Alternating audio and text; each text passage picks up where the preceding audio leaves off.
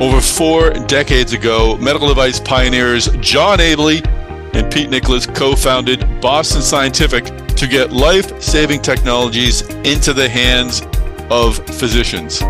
Today, thousands of Boston Scientific employees are continuing that mission. We'll begin to tell their stories here on the Boston Scientific Talks podcast.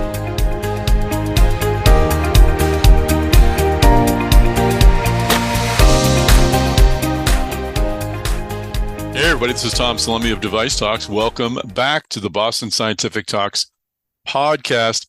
This is a super special episode. This is the keynote conversation I had with CEO Mike Mahoney at our Device Talks Boston meeting in May.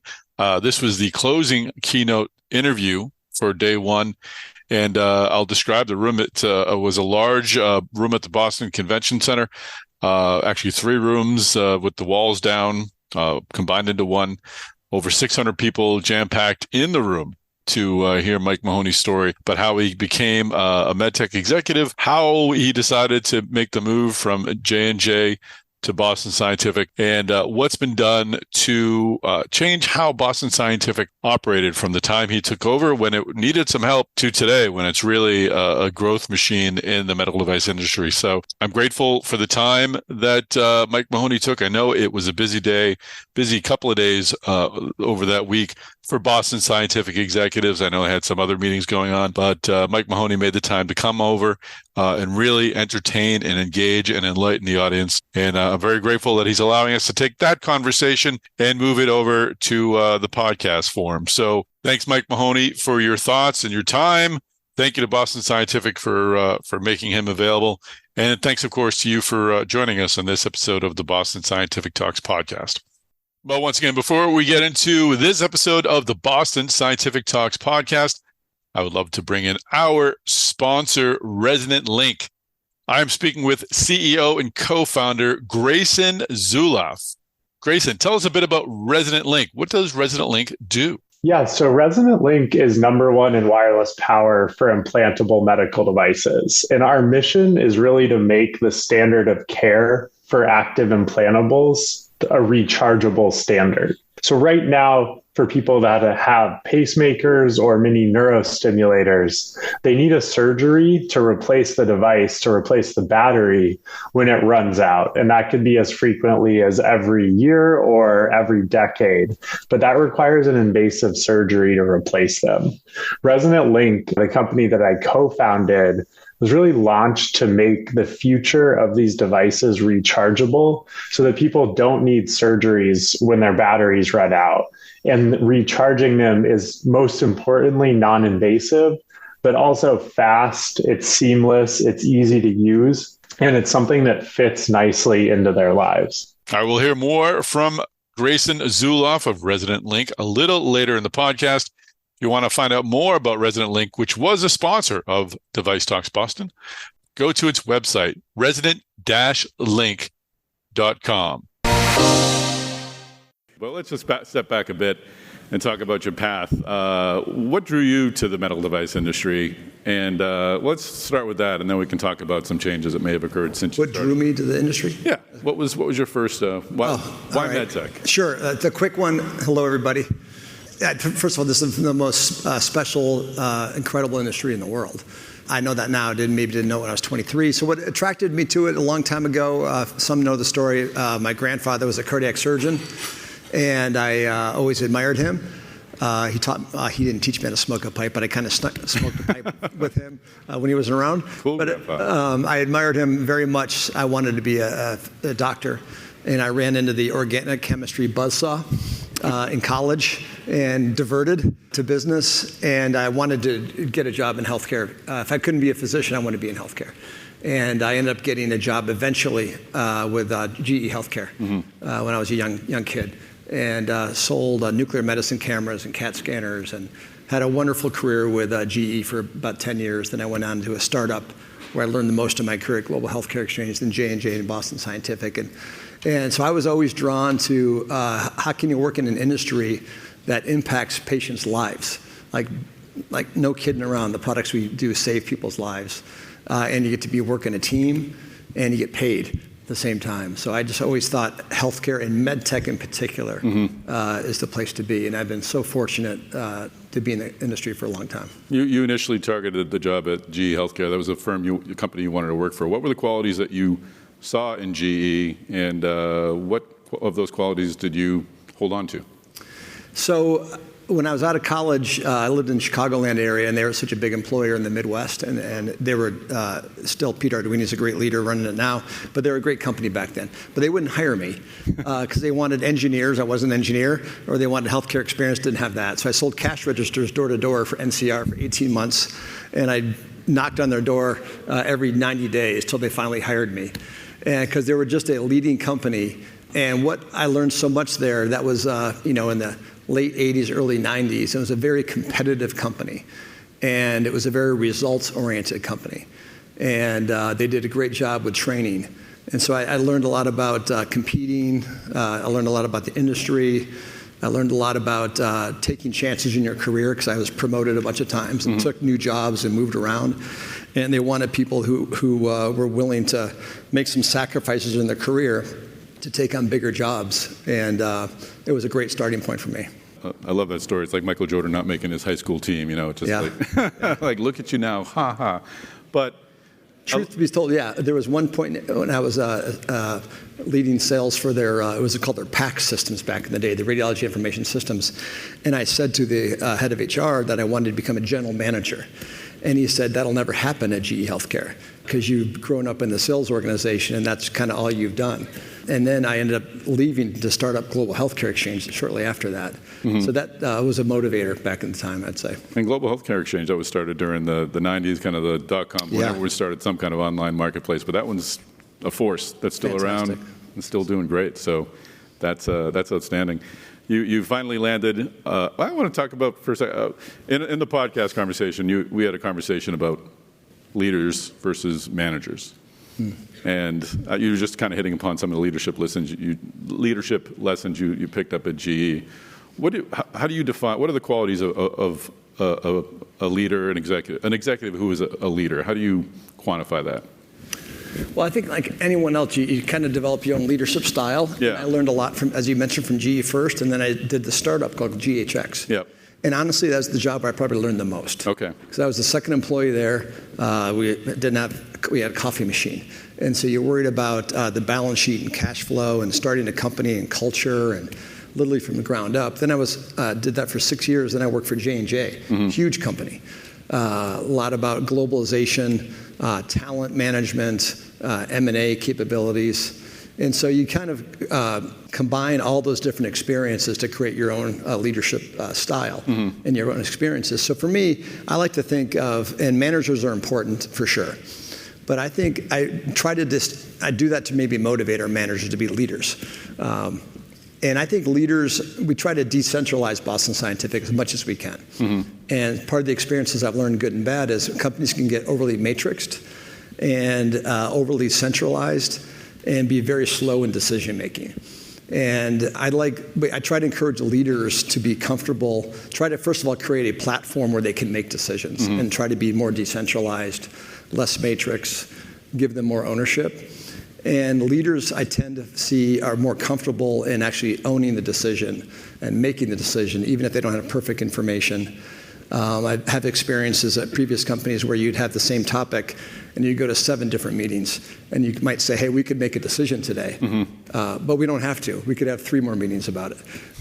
And it just sometimes gets repetitive. So we try to create an environment where we encourage leaders to have decision rights and encourage leaders to make decisions. Sometimes they're the wrong ones, sometimes we learn from them, but to give them the confidence to empower themselves to make decisions more quickly. And that leads to more agility and seeing more opportunities. So I just think it's sometimes making those decisions is out of people's comfort zone. And we want leaders to run our companies, not managers. When you empower someone to make a decision, you said sometimes it's the wrong decision. How do you make that okay, the wrong decision? How do you allow for failure in an organization? Because you're pushing someone to do maybe something that's a little bit beyond them so they grow, and they're not always going to succeed. How do you handle that part when they don't succeed? Okay. So just to finish the first one, tomorrow you're interviewing Megan Scanlon. Yep. So she's terrific. She's our global leader for our urology business. And so she's responsible for global P&L now. So as a leader, she's able to align resources where she wants around the world. How many resources to put in Middle East, Africa, and China, and therefore we need to maybe cut resources somewhere else to enable that. But it gives her the flexibility to do that and to prioritize R&D projects without having to go through me or a bunch of other people to do that, because we empower her as a leader. So I've made tons of mistakes in my career, and some bigger ones. But I think unless you're pushing, you're always going to have some failures. Like we look at M&A, we've had many companies that we've invested in our venture portfolio that haven't worked out. We've had some larger deals that we've acquired that haven't worked out, but we've had many more that were successful. Maybe the most promising, I think, technology we see right now is in pulse field ablation, for those who know the electrophysiology space, and it has a chance to completely disrupt the existing AF marketplace, that is RF and cryo, led by other competitors, where we're not a big player. And we invested in this company 9 years ago at the Series A investor. And that easily could have not worked out, but it worked out fantastic. And so that one deal will make up for 4 early stage investments that completely flopped, or maybe 10 investments that completely flopped. So you're not going to get every one of them right, but you're better off swinging and taking a swing rather than constantly waiting. Yep. And so not all of our R&D projects work, and if everyone works, that means we're not taking enough risk in our R&D programs. So we're always trying to learn. And when we do bad M&A, we do diagnosis about what did we do wrong, what did we miss in diligence. But too often, as companies get bigger, that's my biggest fear at Boston Scientific. We think we're going to grow, at probably $1 billion to $1.5 billion a year of new growth every year. And so what happens when companies get bigger, they tend to get slower. And you get more and more finance people, you get more and more lawyers, you get more and more everything. No offense to finance, we need them all. But you get more and more risk averse as it goes on. And so we really try to push on innovation internally and M&A and people to where are we taking a risk in the company. Because if you're going to get that large, the size of some of our bigger competitors, you need big things to work to grow faster. And oftentimes you can't play it safe all the time with innovation and M&A and win that way. I will take a quick break from this conversation to bring back our sponsor, Resonant Link. Once again, I am speaking with Grayson Zuloff. Grayson, tell us, how does Resonant Link help medical device companies? We really think about working with medical device companies as their partners in power, is what we like to call it. And so when you look at an active implantable device, whether that's a pacemaker, a cardiac device, or a neurostimulator, these are really power and energy devices. You have a battery inside the body, you're delivering some sort of stimulation, and then you need to recharge that battery to make it easy to use and long lasting. And so Resonant Link works directly with medical device OEMs as their partners in this whole power and energy stack with a very specific expertise and technology suite on the wireless charging side. So today we work with 18 medical device OEMs, and that number is growing every day to deliver this fast, easy to use, and efficient wireless charging to their patients. And that's great. And let's drill down a bit. Can you talk specifically about your wireless charging capabilities and what makes your technology different from the wireless charging that some of our listeners may have tried in the past, or maybe they're even using it today in their medical devices? Absolutely. So when we launched Resonant Link in 2018, it was really launched around this completely new way of building the coils that sit at the heart of a wireless charger. So our coils, which were invented at Dartmouth College in 2013 and really perfected over the next 5 years, have about 5 to 10 times lower losses or lower heat generation than a conventional wireless charging coil that people are familiar with or might be in a medical device today. And this really allows us to push the limits of what's possible on recharging for active implantables. So we just announced a PhilVas project with Abbott, where since 1965, people have been looking to eliminate the driveline on ventricular assist devices, but kept running into a heat generation problem. And in just 9 months of working with them, we were able to deliver on the specification, so over 10 watts of continuous power, and show a path to market there for the first time. Another example of what this technology has enabled is today for a rechargeable spinal cord stimulator, it takes about 2 to 3 hours to recharge, and patients need to sit very still because you can't jostle and misalign the coils at any time. We just came out and announced at Device Talks Boston a 2.5 watt charging platform for devices like spinal cord stimulators that reduces this charge time from 2 to 3 hours down to 15 to 20 minutes and lets patients move around while charging. So really at the end of the day, the technology is the foundation, but we're trying to deliver something that makes patients' lives better. That's great. We'll hear a little more from Resident Link CEO Grayson Zuloff a little later in the podcast. Once again, if you want to find out more information, go to resident-link.com. Well, let's go back a bit to when you were at J&J. You had a very senior position there. You probably had a good career track going forward, and you took the opportunity to become CEO of Boston Scientific. But people might forget what Boston Scientific was when you joined. I mean, it had the great name, but it was struggling at the time.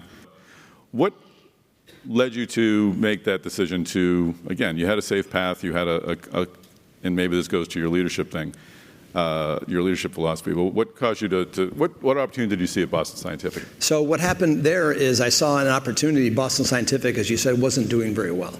And at the time, our market cap was about $5 billion. We had $5 billion in sales. I think a $5 billion market cap. And there was a significant amount of debt, and there's lots of legal issues, and the company was not growing. And the CEO had resigned the day after an earnings call. And so that's not good. Got that. And so I think they ultimately hired me because they couldn't find an experienced CEO who wanted it. This is the real one. So I kind of slid in the back door. But the reason I took the job was I think it was the culmination of experiences I had before that. Yeah. And working at GE and learning what I did there, running a startup where you really have to create a culture, an enthusiasm, and a vision for the company, and the skills I learned at J&J, I felt like I was ready to take on a company that was in trouble and have a chance to turn it around. I was 45 or so I knew I had some time if I could get it going to make it a really special company. And through the work of all of our great leaders around the world, that's what we've done. So now our market cap's like $75 billion, and we're growing to the very high end of our peer group.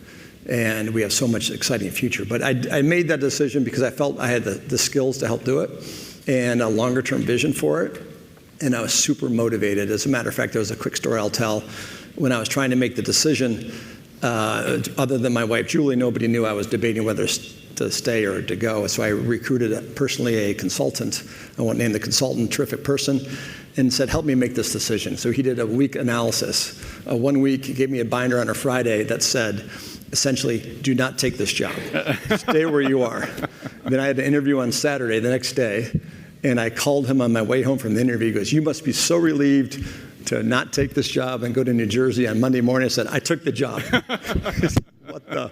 What the F-bomb? And just had to touch the stove. Huh? Yeah, but I did it because it was a massive challenge, and I knew with a little bit of time we could do it. And it's a special place. Was there a moment in the interview where you were like, yeah, I'm doing this? When I wanted to do it? Yeah, when you knew, like, you went in saying, and should I tell the story? This is kind of a weird story. Yeah. So where were everyone? I was at the interview and I didn't even know. This is embarrassing. I'm at the interview, not sure if I want the job, and they actually said to me, "We're not sure you want the job." I'm thinking to myself, how do they know that? So truth be told, I asked to be excused from the interview, and I went to I can't believe I'm telling this story. I went to the men's room, and I looked in the mirror. And I had done all this analysis. I had binders of information. I had the consultant say, don't do it. I'd done every pro and con possible. And I finally looked in the mirror and looked at myself in the eye and said, Mike, it's Monday morning. You didn't take this job. How do you feel? And my whole body went, ugh. Yeah. And I came back and I said, I want this job, and they ended up hiring me. That's great. That's going with the gut. All that analysis kind of out the window. So that's a fantastic story, and I think it's something that you got to listen to what your gut is telling you. So you get there. What were the first steps you did? Do you look at culture first? Is that the first thing you need to fix is culture, or do you have other things to do even before that when you're turning around a company?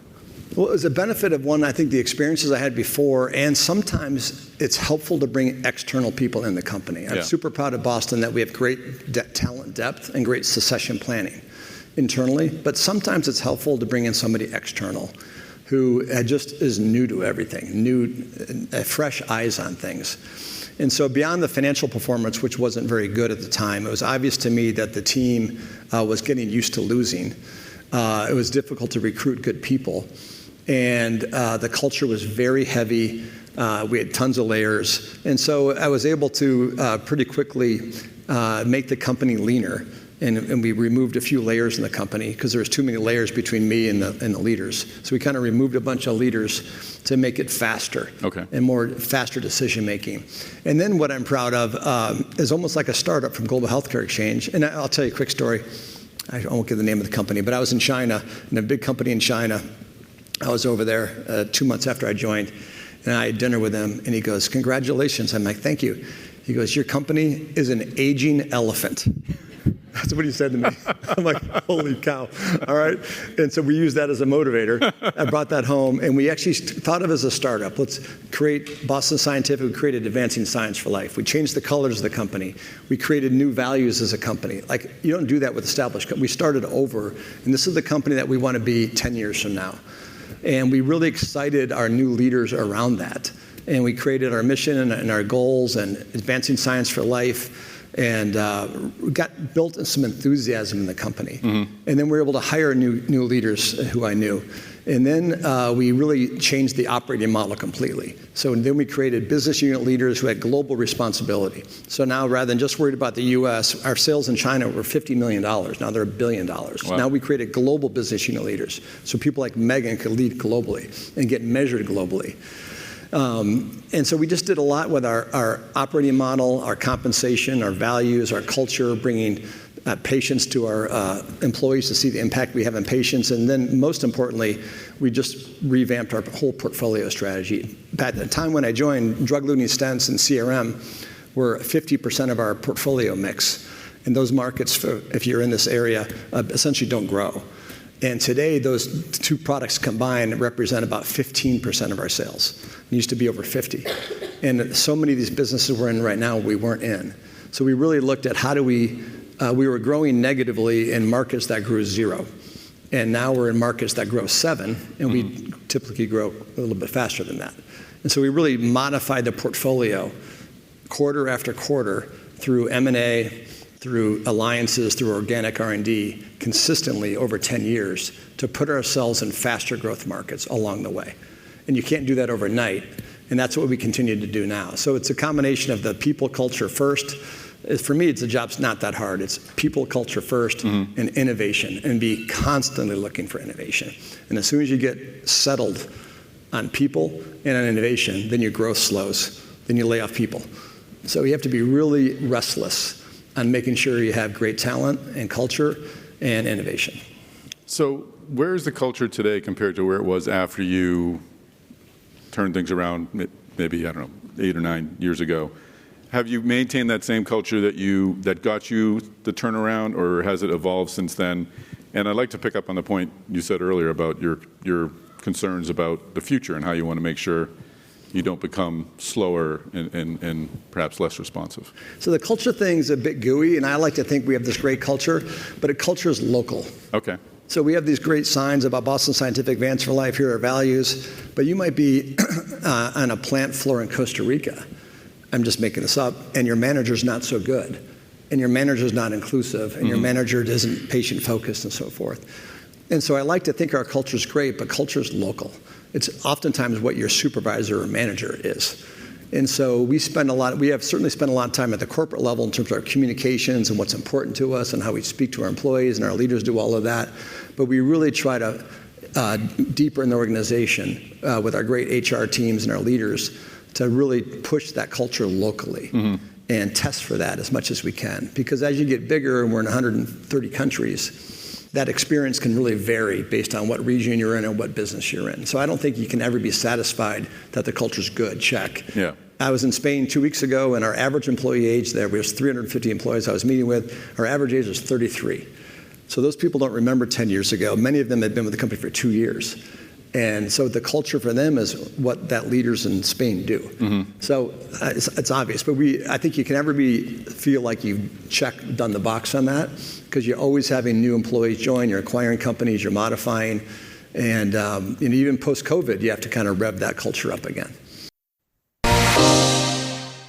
I will have our final visit with sponsor Resident Link. Once again, I'm speaking with Grayson Zuloff, the CEO. Grayson, how do you see the medical device industry changing? So everyone knows that rechargeable is a better patient experience than something that needs a surgery to replace it. But right now with conventional recharging systems, it's so frustrating for patients. It's so slow. It's so difficult to align. The implant depths are really shallow that a lot of patients and clinicians actually select a device that they'll need surgery for instead of one that's rechargeable. And the number one complaint for spinal cord stimulators is the recharge experience. So Resident Link's goal is to use our technology, our tools, our team to really make rechargeable the standard of care and make it something that patients, clinicians, and device makers all embrace wholeheartedly and opt into as something that's better for patients to keep living their lives. Great stuff, Grayson Zuloff. Thanks to Resident Link for sponsoring this episode of the Boston Scientific Talks podcast. Once again, go to its website for more information. That is resident-link, LINK.com. All right, so we're going to pick up the interview with Mike Mahoney at a point where someone inadvertently leaned against a light switch, and the darkened room turned into this bright room where we could see all the audience. So you'll see Mike Mahoney and my reaction to that. Let's listen. So what levers do you see yourself pulling to, again, avoid growing to a point where you're maybe complacent or unresponsive? What are you going to be doing in the coming years as you've got great growth projected? How do you manage that and make sure you stay lean or stay aggressive? Well, lean, we actually look at like crazy basic things like spans and layers all the time. So we want to make sure we're agile that way, which is always a good fundamental. But I think as you get bigger, you need bigger bets to grow the company. Okay. And so we do pretty extensive, we have a pretty good innovation strategy between our organic R&D. We spend like almost 9-10% in R&D, so about $1.5 billion in R&D, and about a third of that's clinical. So we're pretty intentional about our R&D spend organically and how much of that R&D is on incremental things versus more transformational things. And so we try to push more of that dollars towards higher growth, transformational pieces, and push more of that sustaining R&D into places like Costa Rica or India or China to make incremental improvements. So our R&D teams are focused on bigger things. So because otherwise, if you don't do that, it's a tendency to work on the less bigger things that are maybe easier to do. So we look at how we spend our organic R&D, and then we map out potential M&A companies that we like, that we don't really have the best capability to do internally. And then I think what we've done a really good job is this venture portfolio. I mentioned Farapulse, where we're the Series A investor. The reason we created this venture portfolio 10 years ago is our balance sheet kind of stunk. We didn't have much money. Hello, everyone. Good to see you. I thought I was by myself with you. Last call, everybody. Okay. All right. And so we created this venture portfolio. The reason we did it was a necessity. Our balance sheet wasn't very good. And so now, over the years, we've acquired 20 companies from our venture portfolio. And the venture portfolio scouts around the world for companies. And some of them are great, some of them haven't worked. But we typically get in earlier. So it's a combination of our organic R&D, M&A that we do, and early venture bets that form our overall portfolio strategy. And we constantly, so one thing I do is sometimes when the team doesn't want to do M&A or doesn't want to do a venture bet, I ask them to review with me the deals that they turned down before I ever saw them. And just to ensure that we feel like that we're taking the appropriate level of risk sometimes. Interesting. And what does that show, reviewing the deals that they didn't show you? They're usually smart. Just proving their track record. Yeah. So let's just talk a bit about how things are going today. You reported currently you reported an excellent first quarter, 12% growth in sales over the same period of last year. 14%. Yeah, typo. Okay. I don't know what happened there. That comes at a time when other companies are reporting a lot of headwinds. We're supply chain, many different things that I think are legitimate, but they're slowing other companies down. How are you maintaining 14%? We're not going to maintain 14. Why not? That'd be too hard. We guided 8 to 10 for the full year. Okay. So how do you achieve 14%, and how do you maintain growth in this sector? And how do you see things? Are they as well? So all the supply chain stuff is a massive problem. Yeah. So if you look at our cost base, our raw materials, stranded overhead in manufacturing plants, and so forth. Our cost base is about a little over $400 million post-COVID than it was pre-COVID. Like one-timers from COVID. Everything from your raw material costs are so much higher now. The shortage of chips and shortage of products, therefore our suppliers, nobody here would do it, can jack up their prices quite a bit, and we want to buy it. So that's $400 million. And so I'm proud that last year, despite that, we actually improved our operating margin about 50 basis points. But the reason we've been able to do it is we have a super strong supply chain team, operations team. So we've had fewer back orders than some of our competitors. And we've been able to work on the productivity of our plants quite well post-COVID.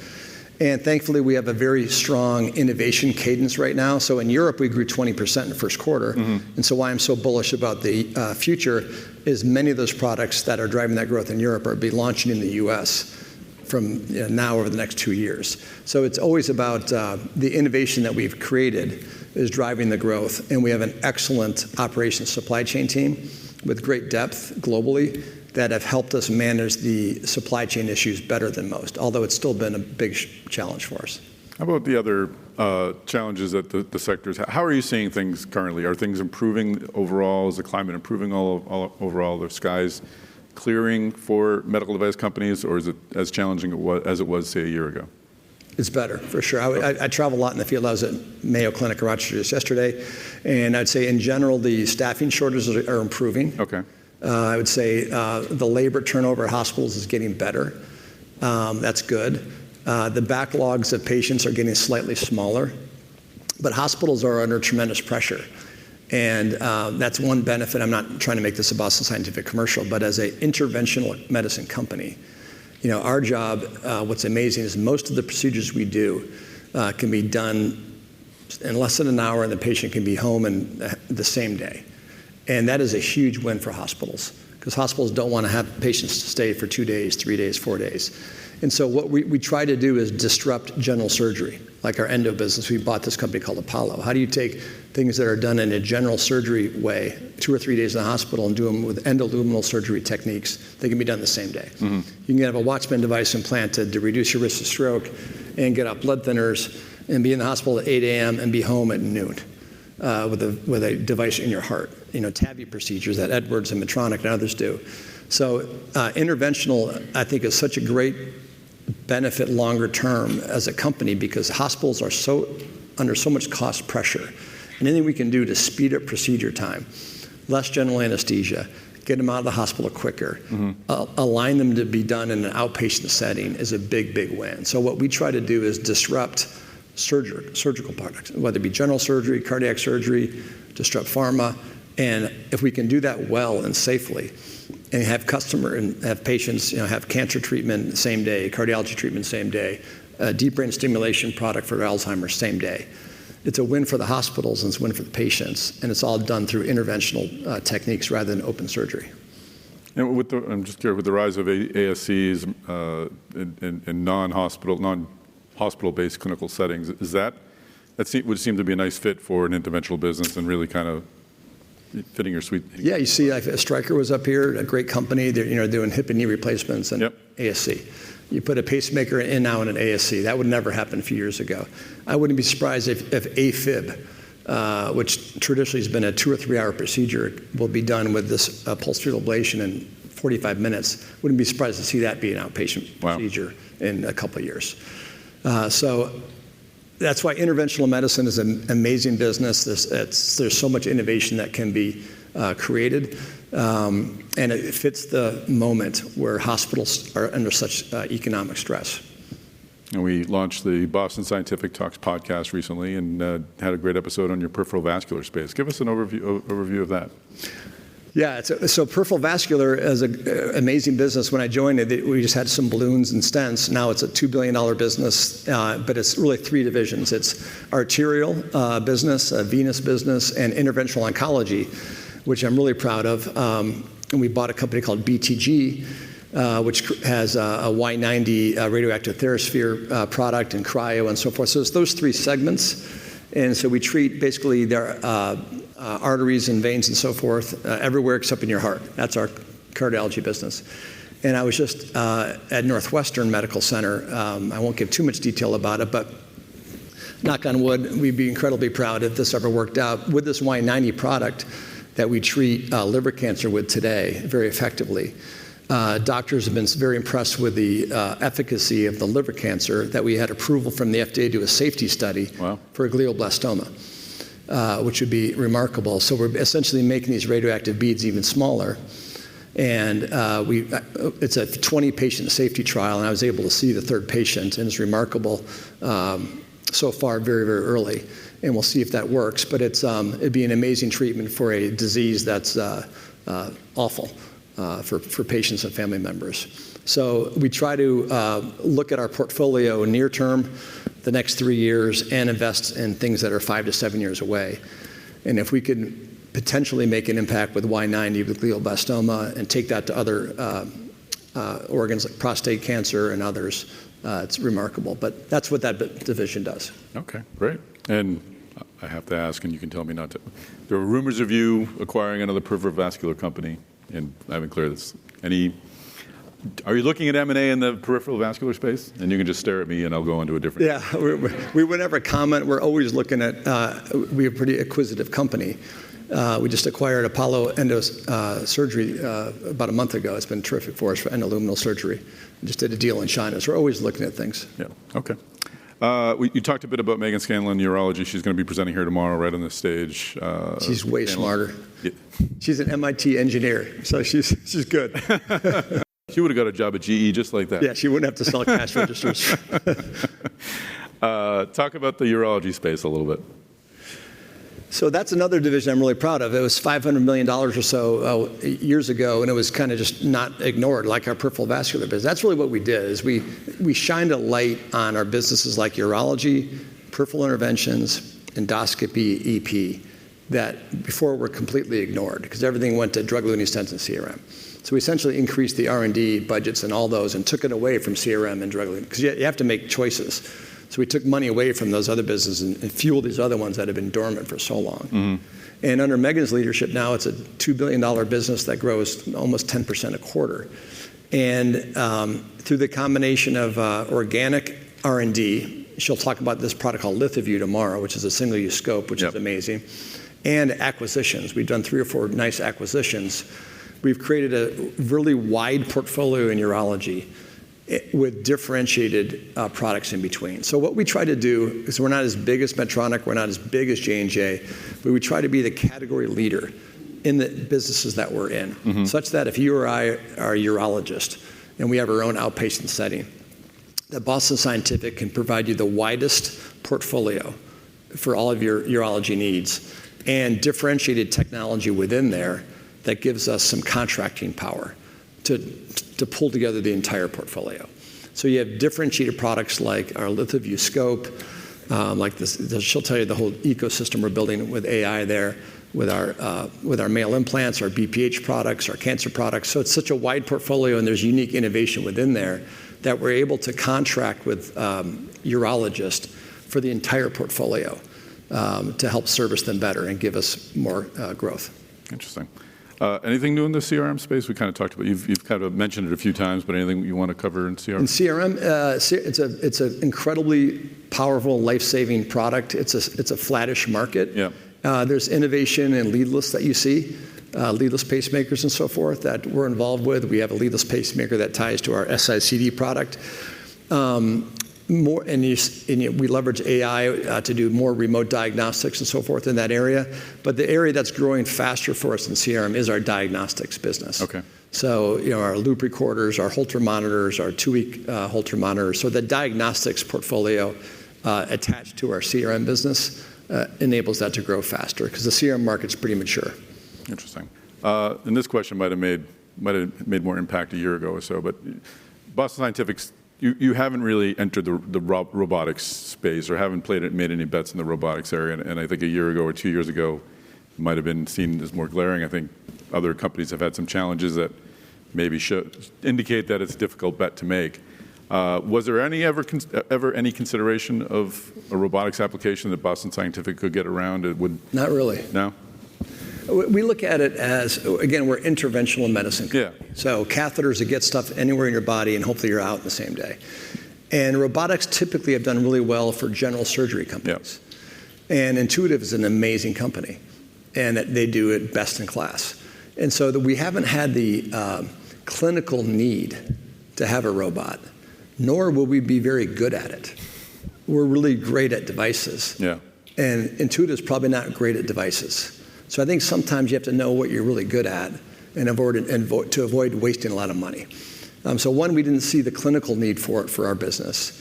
And two, I don't think we'd be good at it. So we'd rather continue to press hard on med tech and enable our products to be used with robots is better for us than distracting us and not doing our med tech strategy and portfolio and putting a bunch of money into robotics where we're not very good. Mm-hmm. And I don't think an Intuitive will ever be as good at med devices as we are. And we'll never be as good at robots as they are. That's a good reason. Fantastic. Well, you've been very generous with your time and very funny. Thank you for your time. Thank you.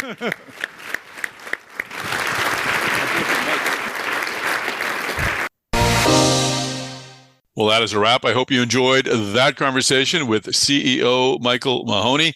Once again, that was the closing keynote conversation at our Device Talks Boston meeting in May. So if you missed that conference, make sure you don't make that same mistake twice. It was a great event, and Mike Mahoney was certainly a high point. So thanks for joining us on this episode of the Boston Scientific Talks podcast. Thank you, Resident Link, for sponsoring this episode and making it happen. And make sure you do the following. Please like, follow, and or subscribe to the Device Talks Podcast Network so you can get future episodes of the Boston Scientific Talks podcast and our other podcasts.